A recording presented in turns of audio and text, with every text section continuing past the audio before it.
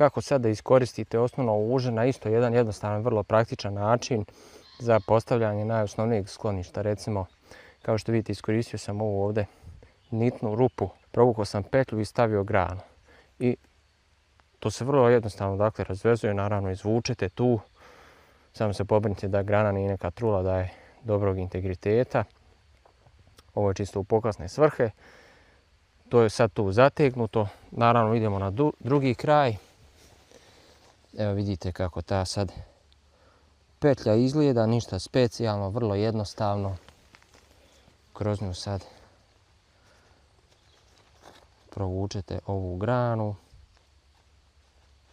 namjestite na sredinu i zategnete. I u principu to će držati vaš pončo sa gornje strane. Sad zavisi od ponča do ponča, što više rupica to bolje. Sad ćemo naravno ovaj drugi kraj da vežemo za ovu stranu i da napravimo zatezni čvor. Može vam se desiti pa prerano recimo provučete petlju i sad ovo bude ovako labavo. Naravno popustite ovdje bez ikakvih problema. Zategnete pončo koliko treba.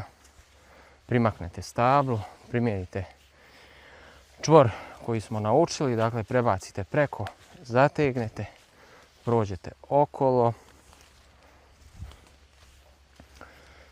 Ponavljamo, dakle držimo prstima, 2 kružića s unutrašnje strane, 1 sa vanjske, dole držite prst, provučete, kružići su formirani, ovo je sad zategnuto, to sad stoji. Naravno prije svega morate da zatvorite ovu rupu ovdje na ponču. Pronađete štapić koji odgovara da prođe kroz ovu nitnu, prođete sa druge strane ponča, zategnete, štapić postavite pod uglom od 45 stepeni na onu stranu, dakle nikako paralelno sa pončom, nego na kontra stranu. Naravno ako nemate neki drugi način da osigurate.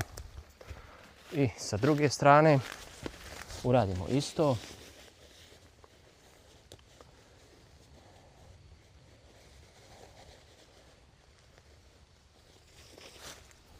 I to je to.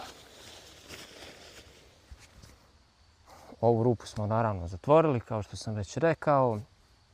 Ovo sklonište je jako praktično za neka područja gdje je vjetrovito, kao neki osnovni zaklon od vjetra, za neku laganu kišu u slučaju bilo kakvog ozbiljnijeg nevremena ovo vas neće zaštiti. Također ovo je u demonstrativne svrhe, da vidite kako vrlo jednostavno u samo 2 čvora koja se lako postavljaju možete da napravite sklonište koje je vrlo korisno da znate u bilo kakvoj situaciji kampovanja, preživljavanja, planinarenja ili jednostavno hobi varijante ako vas to zanima. Prelijep dan ovdje u šumi, sve je olestalo. Fazan ne popušta, tu je negdje, možda ga sretnem, jednom je prepao, izletio je žita. U principu ja sad imam jedno solidno, praktično sklonište koje mogu jako brzo da postavim. Imam zaštitu od vjetra sa ove strane iza leđa, ispred sebe imam preglednost, vidim, nalazim se na blagoj nizbrdici. Nisam se odlučio za niziju u slučaju bilo kakve kiše, recimo ovih dana je kiša. Sva voda koja se slijeva i mali potočić, pogotovo prema riječicama, prvo što će dole da potope i podvodne vode mogu da izbiju iz zemlje. Samim tim nisam previsoko, ovo je brdsko-planinski teren, ovdje je blaga padina, tako da u slučaju neke kiše ona može da se slijeva s ovih strana, mogu da napravim sebi ovako kanaliće. U slučaju neke ozbiljne kiše ovo uopšte neće biti dobro sklonište, pogotovo zbog promjenjivog pravca vjetra. Kad ovo pravite, napravite, prvo razmislite dobro o orijentaciji gdje postavljate, s koje strane duva vjetar, pogledajte nebo, s koje strane dolazi nevrijeme. Ovo je nešto praktično što može svako da postavi, bilo da ste hobi avanturista, planinar ili neko ko ide na kampovanje. Dakle, imate pokriće ovdje, ako ležite, ako spavate, odmarate, tu je logorska vatra. Kao što vidite, ovaj dio ovdje gdje kapa sa druge strane sam zavezao i diskretno povukao prema tamo da dobijem ovaj prostor ovdje za glavu, pošto želim recimo da sjedim, ne želim da ležim. Naravno, kad dođe vrijeme za spavanje, to bih spustio da bude niže. Ako je jači vjetar, ovo sklonište možete da spustite još niže, dakle da bude minimalno uz zemlju. Ono što još želim da kažem za kraj je, ovdje imam nešto što mi je danas stiglo iz Finske. U pitanju je finski čelik.